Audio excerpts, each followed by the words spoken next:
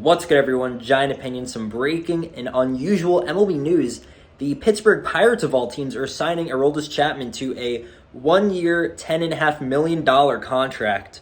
Aroldis Chapman, one of the hottest relief pitching commodities in free agency, as he always is, if not on the trade market. And for good reason, ever since he's came into the league. Obviously, he's been one of the better relief pitchers in baseball, and probably one of the most intimidating, especially if you're a hitter going against him with the 100-plus mile-per-hour heat that he can throw on his fastball. Mix that in with his slider, which is filthy, and you have one of the best 1-2 pitches in baseball as a whole.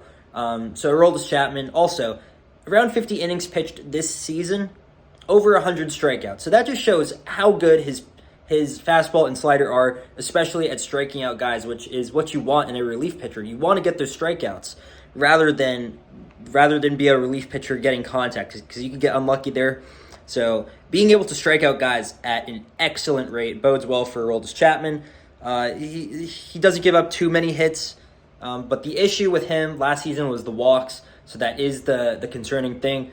With the Texas Rangers, he did give up a few too many walks, and he gave up a decent amount of runs as a result of it. But if he could tighten up on the walks, then obviously we all know how good Aroldis Chapman is at his best. Now, the weird thing is, why the Pirates? Why would the Pittsburgh Pirates go ahead and splurge, for their standards, on Aroldis Chapman on a 1-year deal? Why would they do that?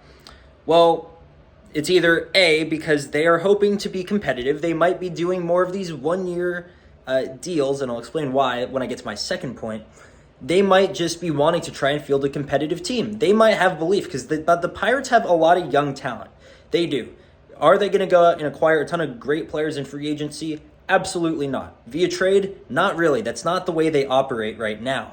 But the way that they operate, the farm system. They are trying to find diamonds in the rough, and they have a lot of young, promising players in that farm system and just young talent on their MLB roster. So maybe they are hoping that they could string together some magic, and Aroldis Chapman could be their closer. I think that's the assumption when you pay a guy $10.5 million. He's going to be your closer, all right.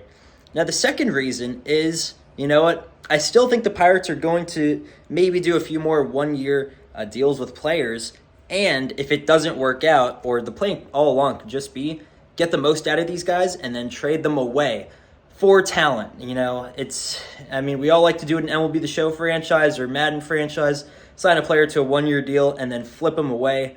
That's what the Pittsburgh Pirates could be doing. Worst case scenario, you just trade away Aroldis Chapman, because you already know right now in this very moment, on January 22nd, I believe it is, that at the trade deadline, if the Pirates are non-competitive and Aroldis Chapman is available, well, obviously they're going to make him available, but as long as he's not hurt, teams will be interested in trading for him, and they will be willing to give up some decent players in return, prospects, or even MLB-ready players.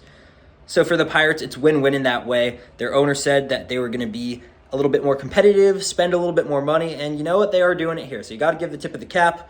Is it a little bit of an overpay for Chapman? Potentially, but it is the Pittsburgh Pirates, so you're going to have to pay that not a good team at this moment tax to get Aroldis Chapman.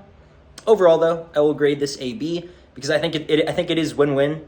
I really do think the Pirates are going to be utilizing this strategy of signing players to 1-year deals. They brought back McCutchen. I expect them to keep on doing it. I think they signed Rowdy Tellez too.